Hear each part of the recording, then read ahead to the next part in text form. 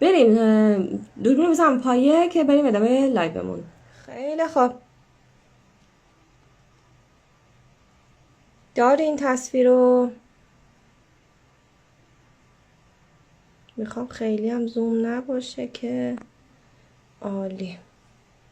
یه ذرم بچرخونم.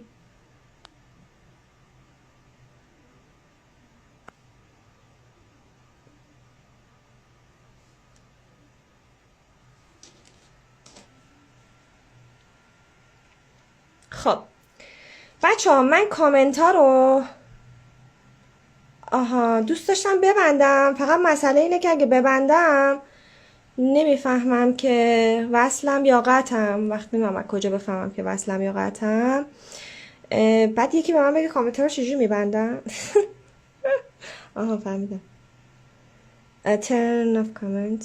اوکی، بستمش. خیلی هم عالی. من کامنت ها رو بستم، ولی واقعیتش اینه که نمیدونم، که متوجه نمیشم که وصلم یا قطعم. برای همین دیگه انشالله که وصل باشیم تا آخر لایو، هم هیچ مشکلی به وجود نیاد. اگر لازم باشه هم یه قسمت هایی من تصویر رو براتون زوم میکنم. من اینم در بیارم از اینجا، شاید لازم باشه چیزی بنویسم روی تصویر. ما بریم قبل از اینکه شروع بکنیم یه بار دیگه لایه بازال رو نگاه بکنیم. ببینید اینجا شکل لایه بازال رو برامون کشیده که چه حالتی داره. بهش میگن سلول های مکعبی زایا و تک سلولی هستن. بچه لایه بازال کلا فقط یک لایه سلول داره، یک ردیف سلول داره. معمولا هم توی این تصویرهای هیستولوژی خیلی سخت قابل مشاهده هستش. خیلی چی بهش میگن، تصویر برداری ازش سخت هستش. این لایه کلا فعالیت میتوزی انجام میده، یعنی تقسیم سلولی میشه و سلول های بالایی خودش رو میسازه. حالا ما بریم سراغ لایه بعدی ما بعد از لایه بازال که در اصل این لایه اسمش اسپینوزوم هست، لایه خاردار هست اسمش. بذارید من این تصویرم این ور وصل کنم که اگر قطع شد بفهمم. من دیگه چشمم ترسیده واقعا از این. خیلی خوب. اوکی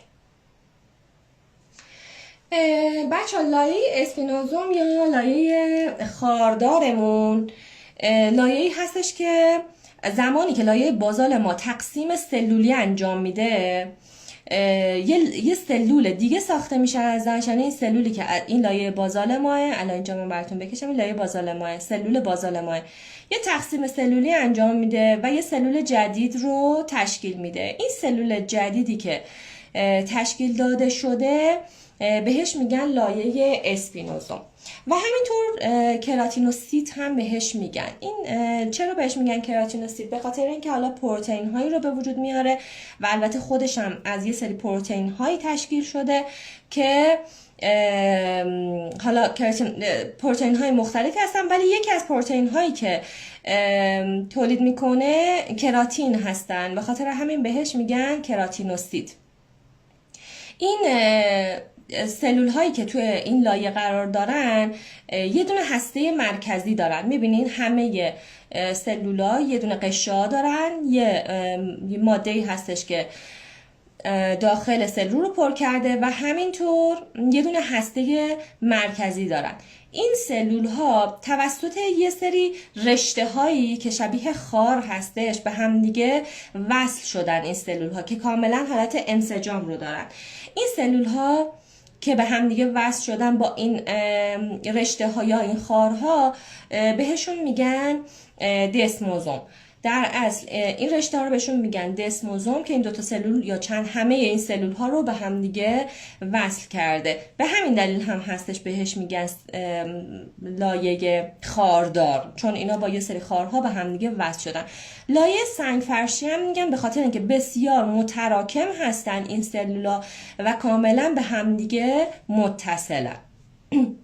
پس گفتیم که پروتئین های مختلف رو تولید میکنن که از جمله این پروتئین ها کراتین ها هستن که کراتین هست که بهش میگن کراتینوسید و این سلول هایی که اینجا هستن شکلشون داره میبینید دیگه، اصلا سلول های تختی نیستن، کاملا یک سلول، حالا شکل های مختلفی دارن، دایره، بیضی، ولی نه مکعبی هن مثل سلول های لایه بازال و نه تخت هستن مثل لایه های بالاتر از خودشون. هر چی که میگذره و هر چی که این سلول ها به سطح نزدیکتر میشن، اینا یواش یواش هسته خودشون از دست میدن، دسموزوم یا همین خارها از بین میرن تا به سمت سطح بیان. هر دفعه هم که هر دفعه که این لایه بازال ما یه سلول جدید درست میکنه، این سلولی که اینجا هست میره یه پله بالاتر، دوباره یه سلول جدید درست میکنه، دوباره میره یه پله بالاتر.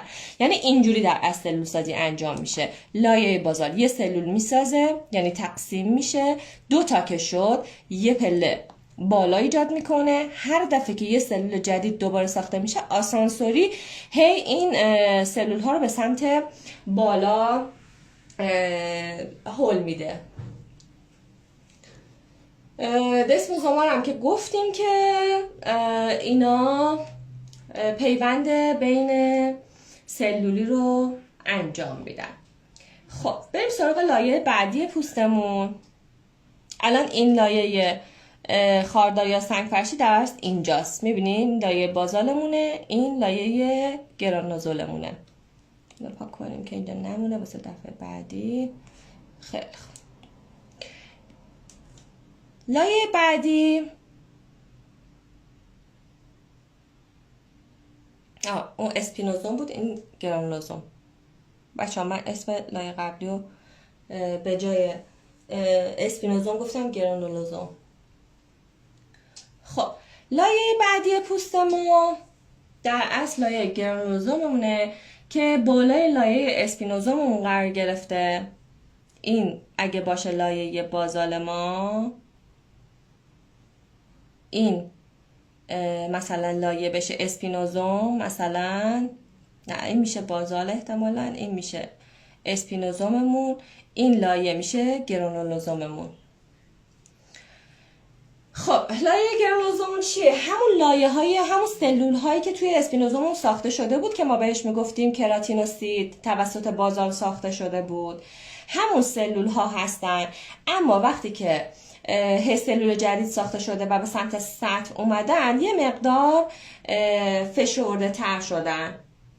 کلن این لایه، یعنی این 2 تا لایه بعدی که داریم، هم گرانولوزوم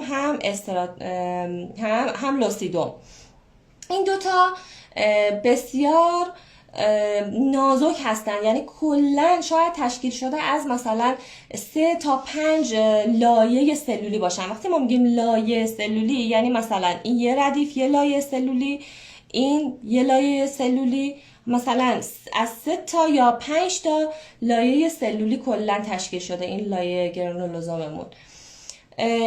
این توی این مرحله یواش یواش دیگه سلول ها دارن میرن به سمت تخت شدن. اگه اینجا نگاه کنیم میبینیم اینا سلول های اسپینوزوممون هستن، اینا دیگه لایه گرانولوزوممون کم کم دارن تخت میشن. اما اگر من به دقت نگاه کنم، هنوز هسته داره، هنوز هسته مرکزی داره این سلولمون. یعنی در اصل هنوز سلول ما زنده است. اینو پاکش کنیم. مرحله بعدی که وجود داره لایه لوسیدوممون هست. توی این مرحله این لایه پوست ما یه لایه شفافه، کلن هم از 2 الی 3 ردیف سلول تشکیل شده. توی پوستای ضخیم وجود داره، توی پوستای نازک معمولا مشاهده نمیشه کلن این لایه لوسیدوممون. اینجا دیگه توی این مرحله پوست اون هسته مرکزی خودش رو از دست میده و همینطور اندامک‌های خودش رو از دست میده. یعنی کم کم داره اون دسموزوماش رو یواش یواش از دست میده. هنوز به هم متصلن، هنوز سلول ها توی این لایه لوسیدوم، هنوز سلول ها به هم دیگه وصل هستن توسط اون خارهایی که وجود داشت. بذارین بریم بهتون دوباره اینجا نشون بدم. توسط این دسموزوما هنوز سلول ها اینجا به همدیگه وصل هستن تو لایه لوسیدوممون، اما یواش یواش دیگه دارن از دست میدن، دیگه دارن میرن به سمت اینکه تبدیل بشن به یه سری سلول های مرده که بتونن از سطح پوست خارج بشن و ریزش پیدا بکنن. تقریبا اون آب میان بافتی یواش یواش از بین میره، هسته از بین میره و اون اتصالاتشون کم کم از بین میره. لایه بعدی که توی پوست ما وجود داره، بیایم بریم لایه استراتوم کورنیوم یا همون لایه شاخی پوستمون.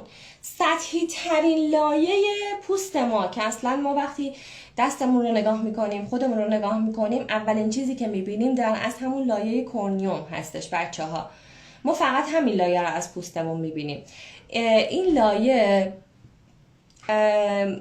خیلی تخت شده، کاملا هستش کاملا از بین رفته و اینکه فقط یه سری بافت های کراتینی هستن که کنار هم دیگه قرار گرفتن. تقریبا میشه که 15 الی 30 لایه روی همدیگه قرار دارن. این لایه استراتوم کورنیوم توی پوست های ضخیم، ببینید تفاوتش رو. توی پوست ضخیم مقدار این لایه شاخی پوست ما رو ببینید چقدره و توی پوست نازک ببینید چقدره.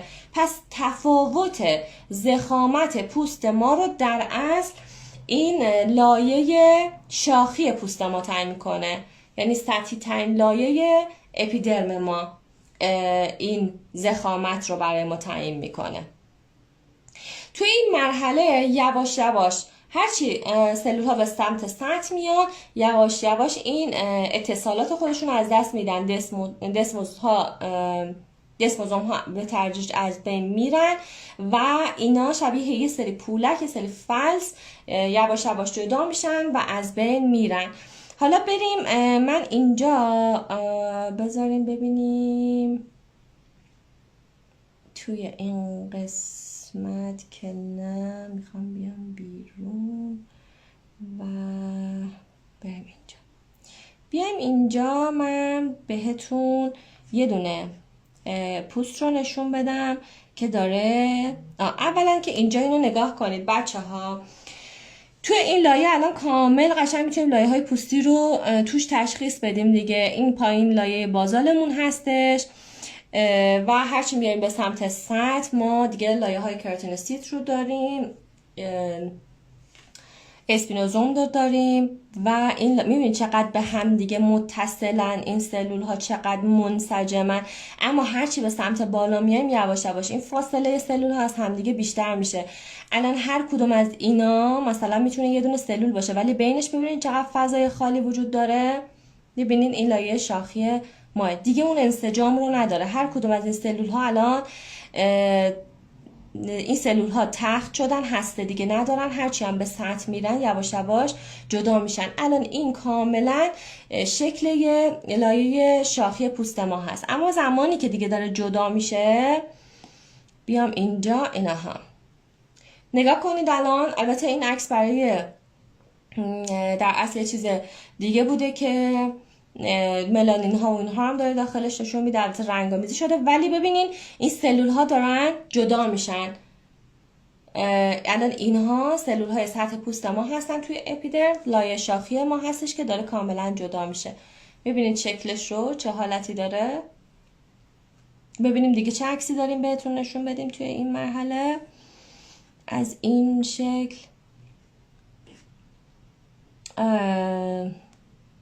دوباره اینجا این رو داریم. ببینید داره جدا میشه، سلول ها چطور جدا میشن. الان این کاملا لایه شاخی هستش.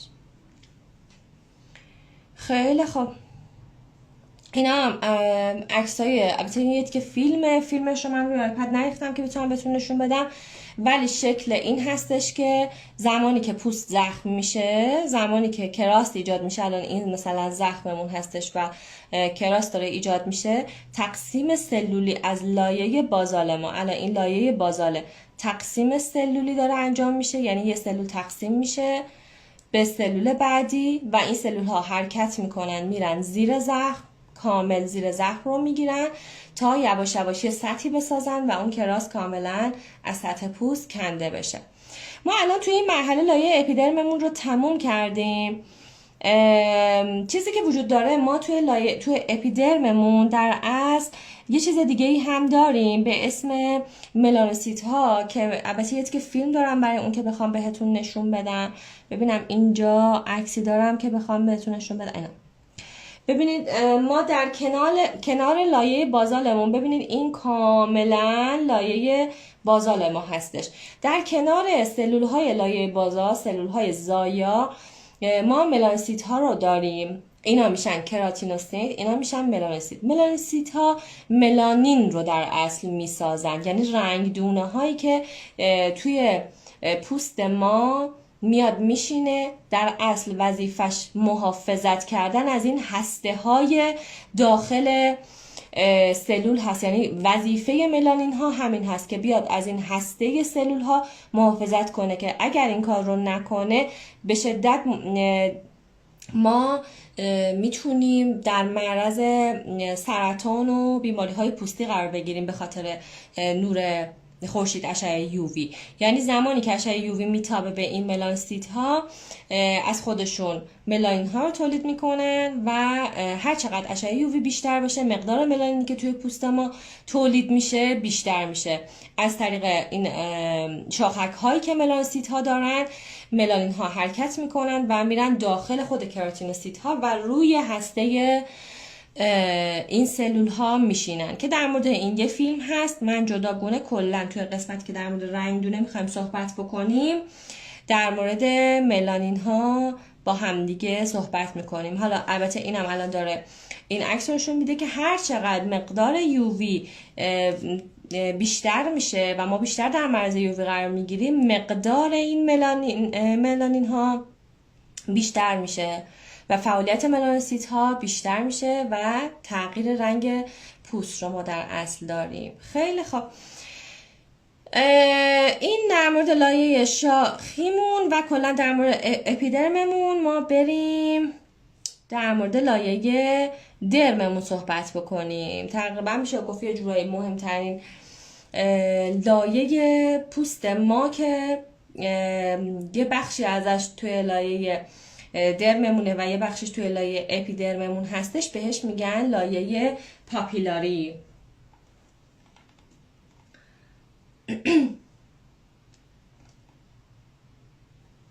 خب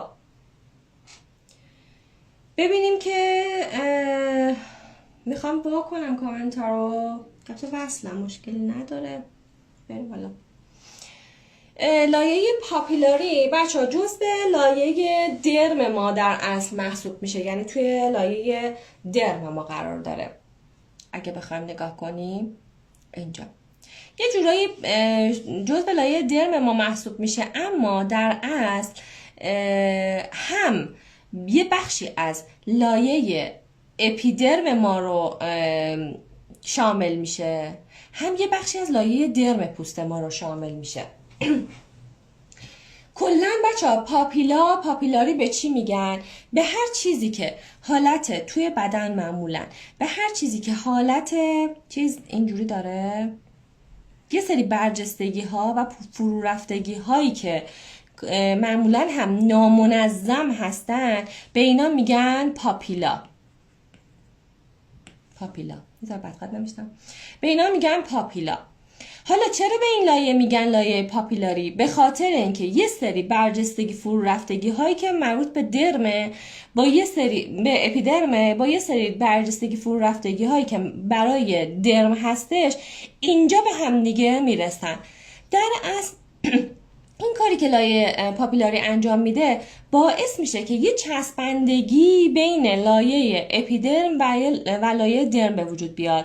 مثل این یه سری قفل ها هستن یا یه سری نمیدونم حالت دکمه ها هستن که حالت نرمادگی دارن که وقتی توی هم قرار میگیرن چفت میشن. این لایه پاپیلاری هم برای ما همین کار رو انجام میده. در اصل پاپیلاهای درم میان میرن توی پاپیلاهای اپیدرم و قفل میشن، یه حالت چسبندگی توی پوست ایجاد میکنه. یه همچین کاربردی داره توی پوست. من این رو ببندم از این قسمت. پس ما متوجه شدیم که کلا پاپیلا به یه سری برجستگی های نامنظم میگن. حالا این پاپیلا فقط توی پوست نیست، توی همه چیز دیگه هست. مثلا میتونه یه توده پاپیلاری باشه یا هر چیز دیگه تو هر قسمتی از بدن. هر برجستگی فرو رفتگی که نامنظم هست رو بهش میگن پاپیلا. حالا من چرا میگم مهمه؟ به خاطر اینکه دقیقاً اینجا جایی هستش که ما اکثر کارهامون توی زمینه کاری ما انجام میشه. یعنی اگر که ما میخوایم کاشت رنگ انجام بدیم، ما باید به این لایه حتما رسیده باشیم و حتی ممکنه که شاید مجبور بشیم یه کوچولو پایینتر از اون رو کاشت رنگ توی میکرو انجام بدیم. چرا این رو میگم؟ برای اینکه شما فرض کنید ما الان این لایه پاپیلاری منه.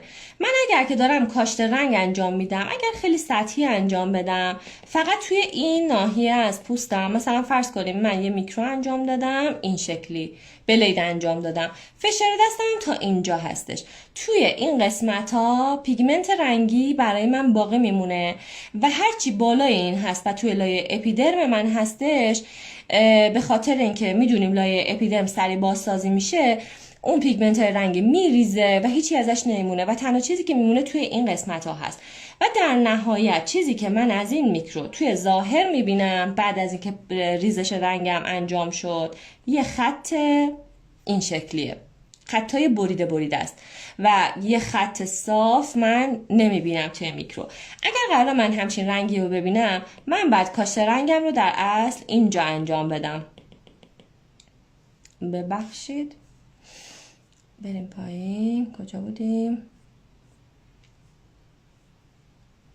که پرید؟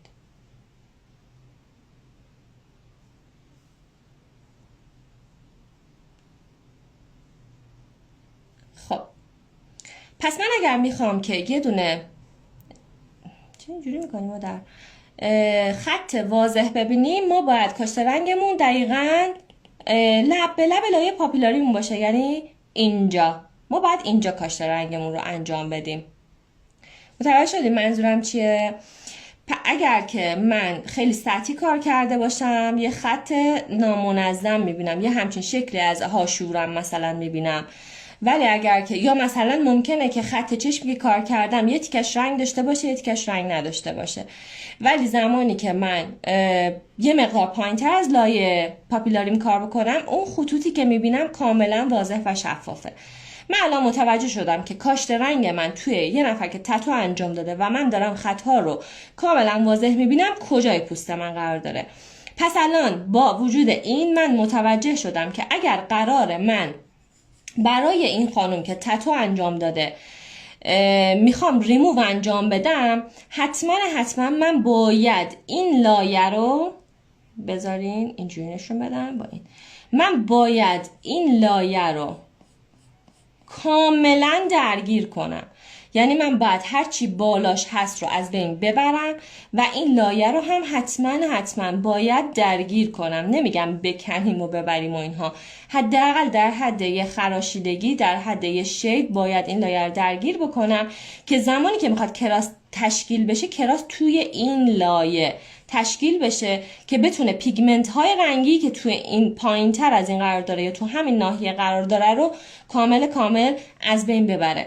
الان متوجه میشیم که چرا ما یه سری وقتا میایم خیلی سطحی کار میکنیم و میگیم من که نتیجه نگرفتم، به خاطر اینکه ما اومدیم بالای این لایه رو فقط درگیر کردیم و سلول های لایه بازال ما که سلول سازی انجام داده از این به بالا رو ساخته، اما رنگ من اینجاست. چه فایده ای داره فقط من سطح پوستم رو خراشیده بکنم؟ الان من اینجا یه چیز دیگه هم متوجه میشم. من نمیخوام بگم تکنیک کسی حالا خوبه بده یا هر چیز دیگه، هر کسی ممکنه تکنیک مخصوص خودش رو داشته باشه، شاید هم من اشتباه بکنم، اما با توجه به چیزی که من الان دارم میبینم، با توجه به چیزی که خوندم، دیدم، عکسش رو حداقل دیدم، اینه که چه فرقی برای من میکنه که من این لایه بالاتر از لایه پاپیلاریم یا کلا بگم لایه اپیدرمم رو من توی یک پس کلا وردارم یا توی 30 پس وردارم، آیا برای من فرقی میکنه که توی چه تعداد پسی این اپیدرم رو بردارم؟ من میخوام برسم به این لایه، برای من فرقی نداره. از نظر شخصی من اینطوره. شاید بعضی از عزیزان به نظرشون بیاد اگر که 30 پس کار بکنن، 10 پس کار کنن، هر چقدر بهتر نتیجه گرفته میشه. اما از نظر من کل پروسه ریموو بچه ها این هستش که ما بیایم هر طوری شده برسیم به این لایه رو درگیر کنیم، حالا با شیده، با کوکه، با هرچی هست. فقط فشاری نباید داشته باشیم که ما نفوذ به پایین تر داشته باشیم. این لایه رو درگیر کنیم که اگر قرار کراس تشکیل بشه این لایه کاملا کنده بشه. خیلی خوب، این لایه پاپیلاری ما. من نمیدونم چرا این الان نمیره. برو مادر، مجبورم زن کوچیک ترش کنم. پس ما الان متوجه شد الان داریم میریم وارد لایه درممون بشیم. توی همین لایه درممون که داریم یواش یواش به سمت پایین میریم، حرکت میکنیم میریم به سمت پایین، ما یه چیزای دیگه هم داریم توی لایه درم پاپیلاریمون. ما گفتیم که این لایه درم پاپیلاریمون یه همچین شکلیه. داخل اینا یه چیزی وجود داره اینطوری بیزی شکله. اینا چی هستن؟ اینا بهشون میگن توده های مایزنر یا مایسنر. اینا در اصل یه سری رسپتورهای حسی هستن، یه گیرنده های حسی هستن. این گیرنده های حسی بچه چی کار میکنن؟ اینا میان یه سری لرزش ها رو حس میکنن، یه سری فرکانس ها رو دریافت میکنن.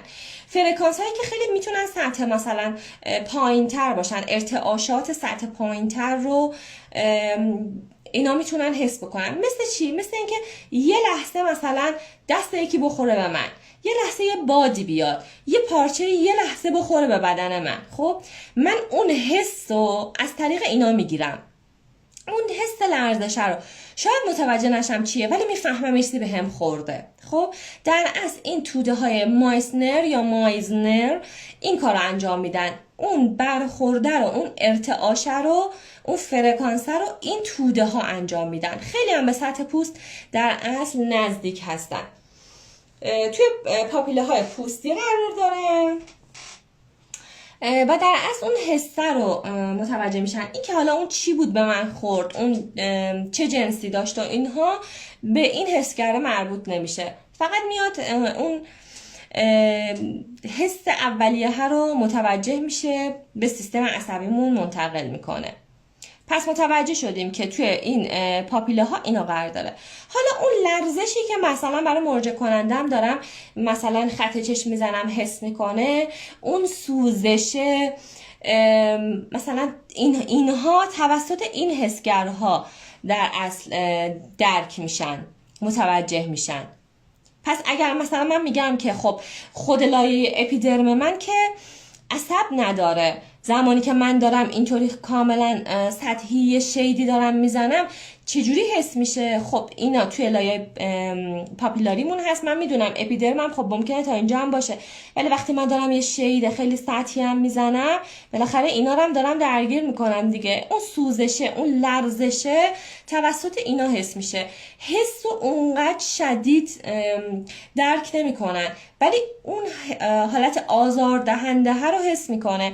مثلا دیدین که میان میگن به فرض شیدینگ لب بدون بی‌حسی انجام میدن، چون این شیدینگ لب داره خیلی سطحی انجام میشه، طرف اون حس لرزشه، اون اذیت رو حس میکنه ولی درد نمیکشه. در اصل فقط این حسگر است که داره چی بهش میگن، اون درد رو، اون لرزش رو داره متوجه میشه و حس میکنه.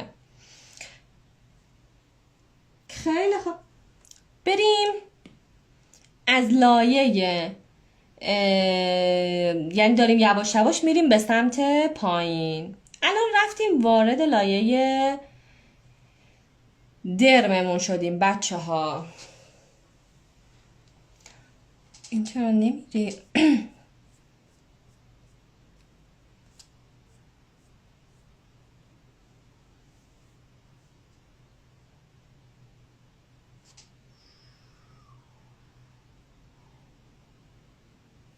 خب بریم وارد لایه درم بشیم بچه ها. به لایه درم کلا لایه مشبک هم گفته میشه. البته خب ما میدونیم که اون لایه پاپیلاری هم جزو همین لایه درم محسوب میشه، اما در کل به این لایه درممون بهش میگن لایه شبکه‌ای. چرا بهش میگن شبکه‌ای؟ به خاطر اینکه یه بافت شبکه مانند داره. مثلا یه سری رشته ها هستن که یه سری رشته های پروتئینی هستن که کلاژن الاستین هستن. این لایه هایی که این رشته های کلاژن و الاستین اومدن یه بافتی رو تشکیل دادن که شبیه یه سری شبکه ها هست. حالا لابلای این رشته های کلاژن و الاستین چی هستن؟ لابلاش بافت همبنده که دفعه پیش بهتون گفتم که بافت همبند چیه. بافت همبند یه سری بافت هایی هستن که میان توی لایه مثلا پوستمون، که اگر بخوایم بگیم بافت همبند نرم رو داریم که مثلا بهش میگن لنف به عنوان مثال. اگه بخوایم بگیم مثلا یه بافت ژله‌ای طوری داره، میاد لابلای تمام این رشته ها رو پر میکنه. اگه بخوام توی عکس من بهتون نشون بدم که دقیقاً لایه درم ما چه شکلی داره، رشته های کلاژنمون چه شکلی هستن، الان این شکل رو داره. اینم توسط میکروسکوپ گرفته شده و یه تصویر هیستولوژی هستش. اینا رشته های کلاژن و الاستین هستن. جهت هاشو ببینید چقدر نامنظمه، به هر جهتی حرکت کرده. خود این جهت های نامنظم بودن جهت هاش باعث میشه که پوست ما از هر جهتی کش بیاد. کاملا مثل یه پارچه کشباف عمل میکنه، از هر جهتی کش میاد.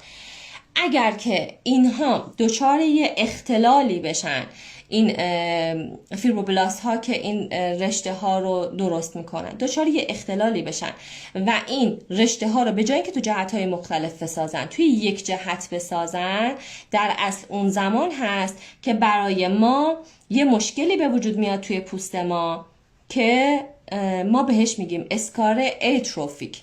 اینجا من بهتون نشون بدم، مثلا ما بهش میگیم اسکار ایتروفیک. این رشته های کلاژنی باید تو جهت های مختلفی ساخته بشن. اگر که توی یک جهت ساخته بشن این رشته ها، پوست رو در اصل لایه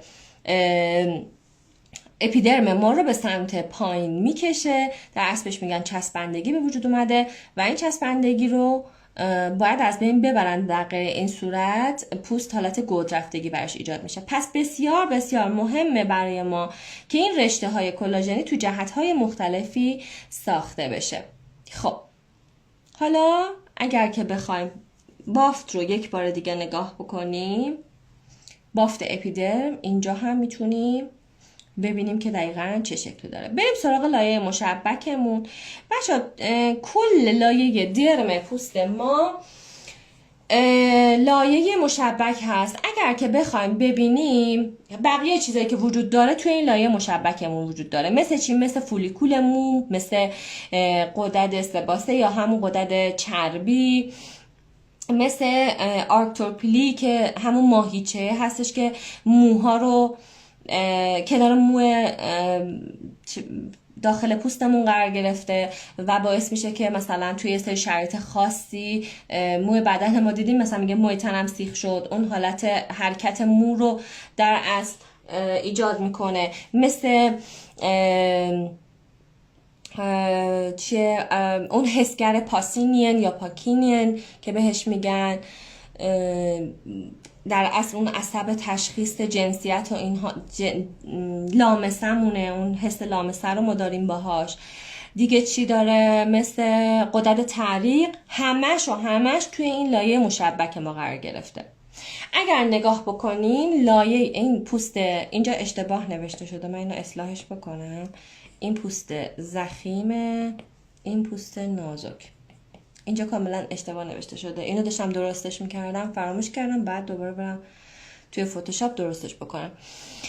پوست نازک و پوست ضخیم کاملا بافتشون شبیه همدیگه است. حالا ممکنه توی این یه ذره درشت‌تر به نظر بیاد، اونم به خاطر ضخامت پوست هستش، ولی کاملا بافتشون شبیه همدیگه است. تنها تفاوتی که با همدیگه دارن این هستش که توی پوست نازک ما اینجا فولیکول مو رو داریم، میبینین فولیکول مو رو داریم که توش از اینجا مو ریش پیدا میکنه، که ما توی پوست ضخیممون همچین چیزی رو اصلا نداریم. هیچ پوست ضخیمی مثل کف دست و کف پامون اصلا مو نداره.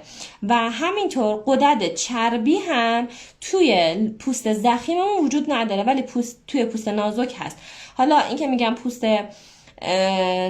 توی پوست نازک غدد چربی هست ولی توی ضخیم نیست، خب ما اینجا که نمیتونیم واقعا درست تشخیصش بدیم، اما در اصل چون غدد چربی کنار فولیکول مو قرار داره، چون این فولیکول مو نداره، چون پوست ضخیم فولیکول مو نداره، غدد چربی هم وجود نداره توش. ولی خب غدد چربی و منافذ پوستمون کاملا توی پوست ضخیم هم وجود داره. گفتیم که بافتش هم کاملا متراکمه اما نامنظمه. نامنظم بودنش هم به خاطر چی بود؟ برای این بودش که پوست ما از جهت‌های مختلف بتونه حالت کشسانی داشته باشه.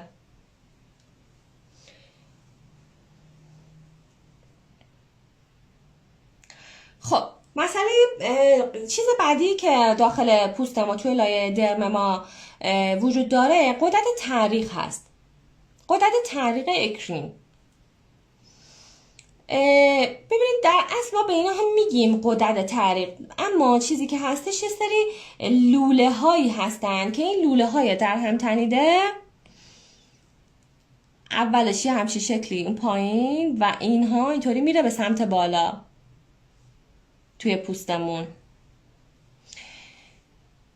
اینها غدد تعریق هستن. یه قسمتی، این قسمت هایی که پایینش هستن جزء ترشحی داره که اینجا تعریق رو ترشح میکنه و بعد از اون این لوله مارپیچی که قرار داره به سمت سطح پوست میره و مجرا و منفذ پوست رو تشکیل میده. ببینید اینجا ما الان جزء ترشحی رو داریم، ولی در اصل مثل یه توده نیست، مثل یه مثلا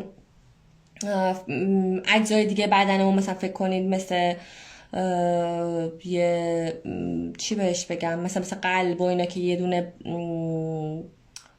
ای بابا کلمش یادم رفت،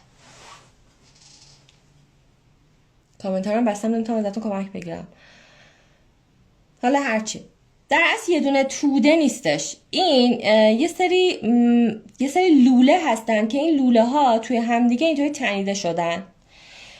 تعریق از این قسمت پایین ترشح میشه و زمانی که این لوله ها به سطح پوست میرسه یه دونه منفذ ایجاد میکنه. کلا منافذ پوستمون رو ما میتونیم ببینیم حتی به چشم اگر که نگاه بکنیم. حالا یه سری از این منافذ به خاطر فولیکول مو هستن، یه سری این منافذ به خاطر تعریق هستن، غدد تعریق هستن. از اینجا ترشح میشه و سطح پوستمون خارج میشه. حالا این غدد ترشح، این حالا غدد تعریق میاد چیکار میکنه؟ میاد چون به خون وصله در اصل و تمام چیزهایی که باید از طریق بدن دفع بشه، مثل اوره، مثل دیگه چی اگه بخوام مثال بزنم، مثل املاحی که توی بدن ما وجود داره، مثلا دیدین که سدیم مثلا دفع میکنه، این حالت نمکی داره عرقمون که حالت چی بهش میگن، شوره هم میزنه. اینا املاحی هستش که از طریق بدن ما باید دفع بشه و این املاح چجوری به اینا میرسه؟ از طریق جریان خون. این جریان خون این املاح رو، این مواد زائدی که توی بدن ما وجود داره به غدد تعریق میرسونه و وقتی اون تعریق ترشح میشه از طریق همین آب توی بدن ما دفع میشه، از طریق این مجراها خارج میشه و در اصل دفع میشه. حالا ببینید اینجا توی این عکسی که ما داریم که حالا توی مربوط به پوست نازک هم هستش، تو اینجا اگه بخوایم نگاه بکنیم، اینجا هم باز شاید توی پوست ضخیم بهتر دیده بشه. هیچ وقت ما نمیتونیم اینو به صورت یه دونه قده ببینیم. چرا نمیتونیم ببینیم؟ به خاطر اینکه اینا گفتم یه سری لوله هایی که تو هم دیگه تنیده شدن و وقتی که میان اینو برشش میزنن، در اصل ما اینطوری لوله ها رو داریم میبینیم. بذارید زوم کنم ببینید.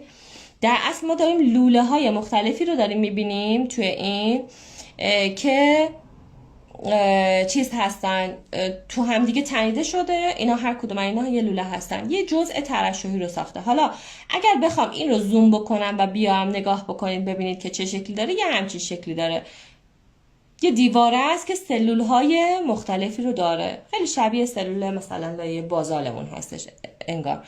آره دیگه، مکعبی هم هستن، سلول های مکعبی اپیتلیوم هستن. این غدد تعریقمون هست. از این بخشم رد بشیم و برسیم به حسگر پاسینین. حالا خیلی برام جالب بود این حسگر پاسینین رو. حالا ما تو فارسی وقتی بهش حسگر پاکنین هم میگیم، پاسینین هم میگیم، اما خیلی برام جالب بود. توی یه سری سایت های پزشکی هم اتفاقا داشتم نگاه میکردم تو ایرانیا، حالا از اینایی که مقاله های پزشکی ایرانی میدیدن، نوشته بودن حسگر پاچینی. نمیدونم چرا بهش میگن حسگر پاچینی، ولی در اصل حسگر پاسینینه. خب بچه‌ها، این حسگره چی هستش؟ کلاً ببینید چه شکلیه. یه هسته داره، بهش میگن پالم مرکزی. من این بار مثلا تصویر ندارم، همینجور جلو رفتم. یه دونه هسته داره که بهش میگن پالپ مرکزی یا هسته مرکزی بهش میگن. دورش 20 الی 60 لایه ریز ریز ریز ریز اینطوری تو هم دیگه یه سری سلول های متحدالمرکز انگار بخوایم بگیم، اینجوری دایره‌ای. بذار بکشم. این مرکزشه. 60 لایه، 20 لایه تا 60 لایه سلول های دایره‌ای اینطوری ساخته شده، یعنی دورش قرار داره. و در نهایت هم یه لایه دیگه‌ای به عنوان، حالا مثلا بهش میگن محافظ یا هرچی، یه کپسول بیرونی داره که این کپسول بیرونیه در اصل این ارتعاشات و این فرکانس ها و اینها رو جذب میکنه، به هسته مرکزی میرسونه، به هسته مرکزی هم میبره تو سیستم عصبی و به مغز میرسونه. حالا این آکسون های غیر میلین که بهش میگن، یه سری رشته ها هستن. ببینید مرکز این حسگر یه سری رشته های سلولی وجود داره. یه سری سلول ها هستن که حالت رشته دارن و به هم دیگه وصل هستن. این رشته ها در اصل گیرنده ها یا رسپتورهای عصبی ما هستن. تو همه قسمت های بدن ما این عصب وجود داره. زمانی که یه سری عصب ها خیلی واجبه و خیلی سریع بعد دستور رو به مغز برسونن، این دور این رشته ها یه سری بافت های چربی قرار میگیره و این بافت های چربی باعث میشن که این ارتعاشات خیلی سریعتر به مغز برسه که به اونها میگن آکسون های میلین شده. یعنی زمانی که چربی دور اون رشته ها قرار داره بهش میگن میلین، اما زمانی که این رشته ها چربی دورش قرار نداره بهش میگن آکسون های غیر میلین. یعنی مهم نیست دستوری که داره میده، اونقدری اهمیت آنچنانی نداره، میتونه اون حسه دیرتر برسه مثلا به مغز. حالا کار این آکسون چیه؟ کار این حسگر چی هستش؟ کار این حسگر این هستش که بیاد تفاوت جنس اجسام مختلف رو در اصل بیاد حس بکنه. البته در اصل میاد فرکانس های با ارتعاش بالا رو متوجه میشه، اما در کل میاد اون چیزی که ما بهش دست زدیم و جنسی که میخوایم، مثلا این کاغذه، این چوبه، این شیشه است، تمام این چیزها رو این حسگر متوجه میشه و درد رو هم این حسگر خیلی زیاد متوجه میشه.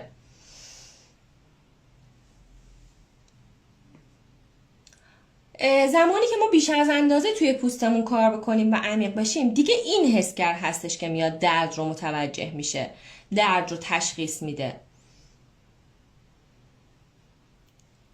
خود این هم یکی از نشانه های این هستش که ما توی چه لایه‌ای از پوستمون داریم کار میکنیم. مرحله بعدی هم که فولیکول مو هستش. ما توی لایه درممون فولیکول مو رو هم داریم که فولیکول مو در اصل خودش بچه ها یه لایه بازار رو داره، یعنی اپیدرم ما در اصل همچین شکلی پیدا میکنه. ببینید این اپیدرم ما میاد، این لایه اپیدرم ما برای فولیکول مو ما میره پایین، دوباره برمیگرده بالا، یه همچین شکلی رو اپیدرم ما تشکیل میده. خود فولیکول ما یه اپیدرم دیگه داره در اصل که میاد دور این فولیکول مو رو میگیره. پیاز مو در اصل توی این قسمت قرار داره، یه همچین شکلی داره، دیدین احتمالاً. این پیاز مو میاد سلول سازی انجام میده که در اصل یه جور کراتینوسیت، سلول‌های کراتینوسیت رو میسازه، برای اینکه میدونیم که موهای ما هم از جنس کراتین هستن.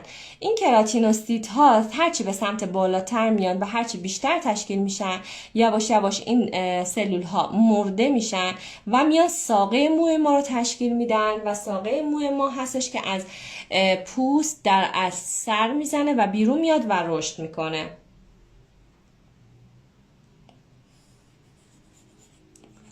خب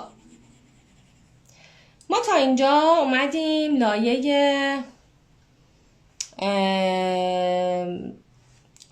غدد ترشح چربی هم بگیم و بیایم این تو این قسمت لایه های پوستی ما فکر میکنم آره از اینجا تموم میشه و بعدش باید بریم روی جنس پوستمون انواع جنس پوستمون. خب ببینید غدد چربی ما در اصل یه سری غدد ریز ریزی هستن که کنار همدیگه قرار گرفتن. اینها داخلشون یه تجمع چربی داره و در اصل چربی یه ماده خیلی روغنی مانند رو ترشح میکنن که به اون ماده میگن سبوم. این مجرای غدد چربی ما بچه ها اگر نگاه کنید دقیقاً توی مجرای فولیکول ما قرار گرفته، یعنی اینجا ببینید از اینجا مو رشد میکنه میاد بیرون و این غدد چربی اینجا قرار داره و مجرا دقیقاً توی فولیکول مو هستش، یعنی چربی از همون مجرایی که مو خارج میشه از همونجا خارج میشه. برای همین توی پوست های ضخیم مثل کف دست و کف پا ما اصلا چربی، غدد چربی نداریم، چون فولیکول مویی وجود نداره داخلش. توی قسمت هایی هم که موی بیشتری داره مثل کف سر، مثل قسمتی که ابرو هستن، معمولا چربی بیشتری ترشح میشه. کف سر خیلی سریعتر چرب میشه تا بقیه قسمت های بدن.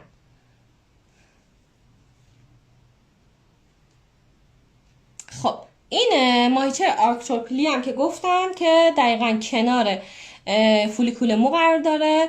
در اصل با منقبض شدن این ماهیچه، با منقبض و مبسط شدنش باعث میشه که این مو جهتش تغییر میکنه، مثل زمانی که مثلا ما یهو میترسیم، مثل زمانی که سردمون میشه. نمیدونم واقعا چه خاصیتی داره، ولی در اصل کاری که انجام میده این هستش که بیاد این فولیکول مو رو جهتش رو تغییر بده و موها حالت ایستاده پیدا بکنن. من یه لحظه کامنتو باز میکنم ازتون، یه ببینم این کیه ریکوست داده. از قسمت سالها میتونید کامنت ها رو بخونید بدون اینکه روی تصویر بیاد. من اونو نمیدونستم. خیلی خوب، بریم من کامنتو باز کنم یه لحظه و ببینیم که چه خبره اینجا. اگر که تا اینجا هر سوالی دارین میخوایم بپرسین، که اگر که سوال خاصی نداریم ما دیگه الان پوست رو تموم کردیم دیگه. در مورد خود لایه پوست تموم نشد، در مورد لایه های پوستی تموم شد و دیگه در مورد لایه های پوستی صحبتی نداریم. اصلی ترین چیزی که ما باید توی پوستمون میدونستیم لایه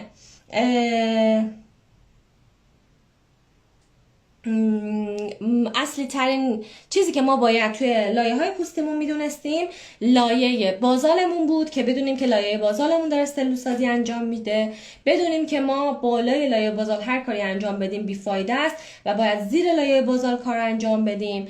و الان من بهتون میگم که ما از کجا میفهمیم که توی کدوم لایه از پوستمون داریم کار میکنیم.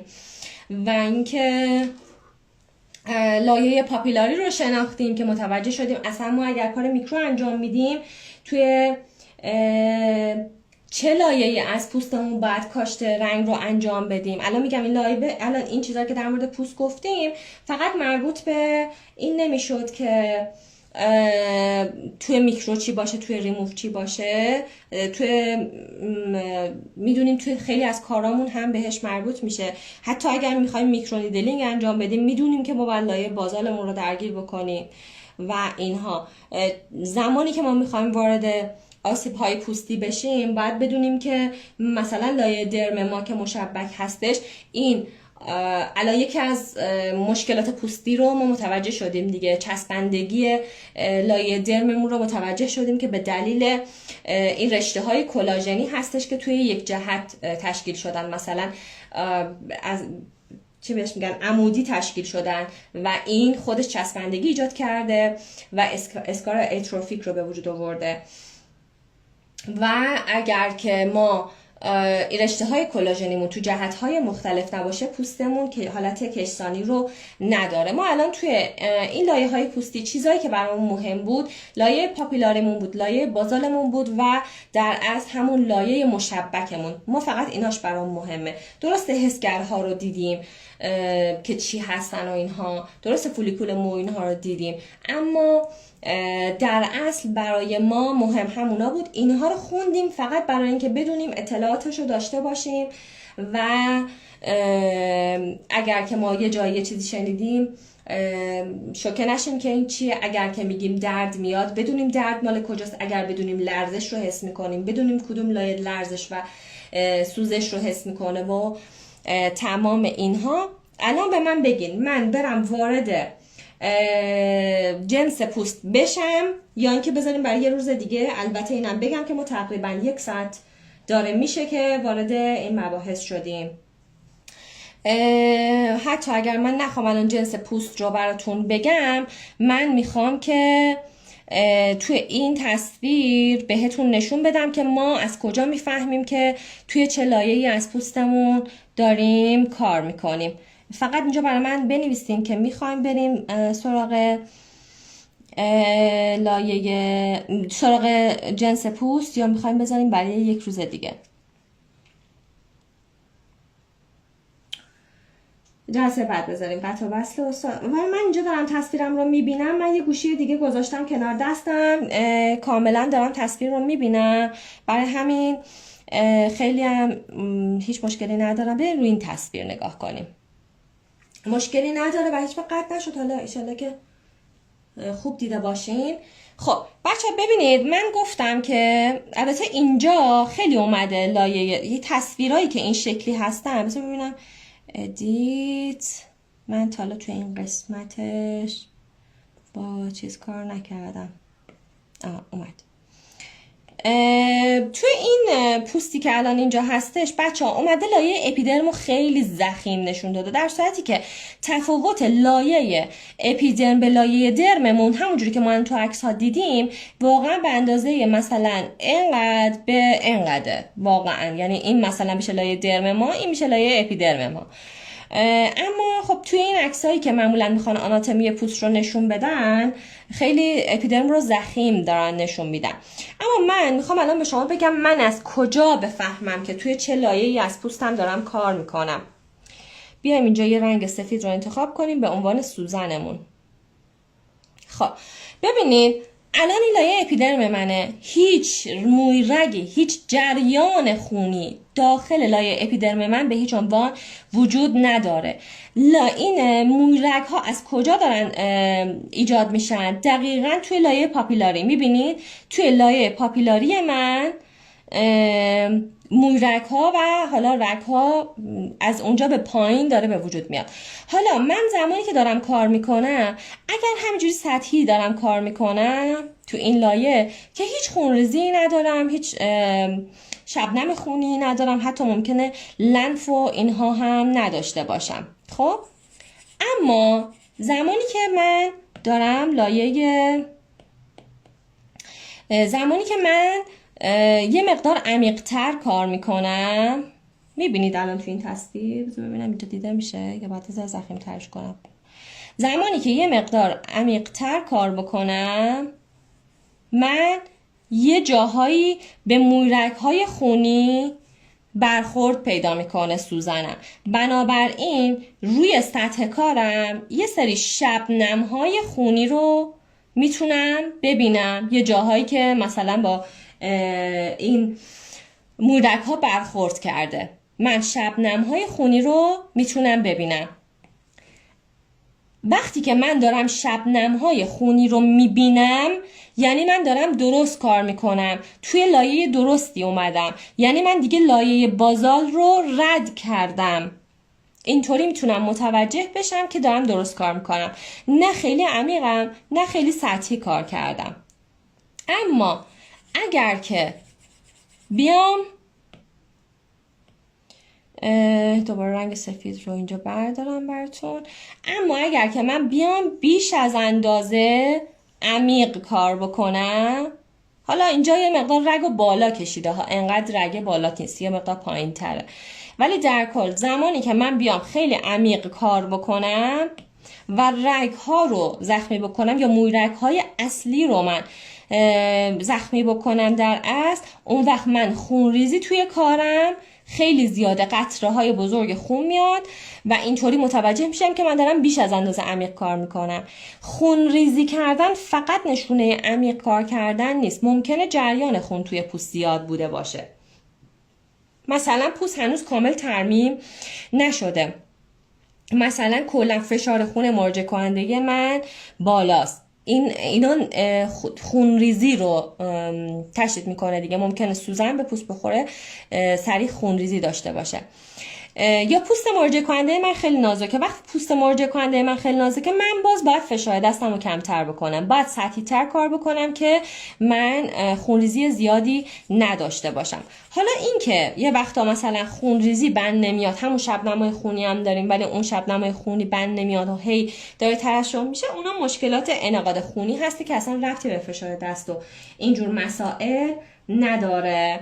خب پس من الان متوجه شدم من زمانی که میخوام، بچه‌ها خیلی امن تاکید میکنم دیگه، زمانی که من تتو انجام دادم قطعا رنگم این بالا نیست و رنگ من یه جایی اینجا هست، هرچی هست توی این قسمت قرار داره، یعنی توی درم پاپیلاری من قرار داره، در اصل اینجا باید وجود داشته باشه که رنگ برای من بمونه. اگر که من حتی دارم تتو میکنم و سطحی کار کرده باشم توی سطح پوستم، یعنی اینجا کار کرده باشم، روی سطح پوستم یه هاشور این شکلی میبینم، میبینی؟ یه سری هاشور این شکلی میبینم، چون ببین اینجا رنگ نداره، اینجا اینجا داره، اینجا نداره، میبینی؟ همچین حالتی. امیدوارم بتونم واضح برسونم منظورمو. و زمانی هم که میخوام ریموو انجام بدم، وقتی یه تتویی رو دارم من میدونم که باید کامل این لایه رو من درگیر کرده باشم. حالا درگیر کردن من چطوری هست؟ این درگیر کردن من میتونه اینطوری باشه که من کل این قسمت رو برمیدارم توی ریمووم توی ریموف که دارم انجام میدم با بردار، وقتی میگم اپیدرمو برداریم یعنی چی؟ یعنی خراشیده میکنیم، این سطح اپیدرمو کاملا برمیداریم و این لایه رو که من دیگه نمیتونم بردارم، این لایه رو میام چیکار میکنم؟ میام با شید درگیرش میکنم. همین درگیر کردنش، همین زخمی کردن خیلی کمش باعث میشه که وقتی داره کراست تشکیل میشه توی پوست من، وقتی کراست داره ساخته میشه، کراست میاد لابلای این قسمت هایی که درگیر شده ایجاد میشه. این کراست کاملا بعد از حالا بسته به جنس پوستش بین 5 روز تا 10 روز کراست کامل کنده میشه و رنگ های من رو کامل میکنه. خیلی خوب. این چرا پاک نمیشه؟ من ما بقیه مطالب جلسه بعدی ما میخوایم در مورد جنس پوست صحبت بکنیم. جلسه بعدی ما در مورد جنس پوست میخوایم صحبت بکنیم. اینم خاموش کنم که صدای فنش نیاد که شما اذیت بشین. در مورد جنس پوست میخوایم صحبت بکنیم. ما میدونیم که جنس پوستمون چند تا جنس پوست داریم. ما پوست نرمال داریم، پوست خشک داریم، پوست چرب داریم، اینا و پوست مختلط. خب من پوست حساس رو جزو جنس پوست نمیدونم، جزو شرایط پوست میدونم. خب پوست خشک میتونه پوست خیلی خشک باشه و پوست چرب هم میتونه پوست خیلی چرب باشه. اینها جنس پوست های ما هستن. اینو قطع کنم ببینم چقدر شارژ داره این گوشیه. اوکی داره. و جلسه بعدی ما در مورد این میخوایم صحبت بکنیم که ما جنس پوستمون رو تشخیص بدیم، ببینیم چه ویژگی هایی داره، چه ظاهری داره و بعد از جنس پوستمون میریم سراغ ویژگی های پوست، شرایط پوستی، ببخشید ویژگی ها نه، شرایط پوستی. و توی شرایط پوستی ما چیزهای مختلفی داریم، مثل پوست‌هایی که پوست‌های پیر رو داریم، پوست‌های مستعد جوش زدن رو داریم، پوست‌های دهیدراته رو داریم. اینا شرایط پوستی هستن، اینا جنس پوست نیستن. خب ما میریم سراغ اینها.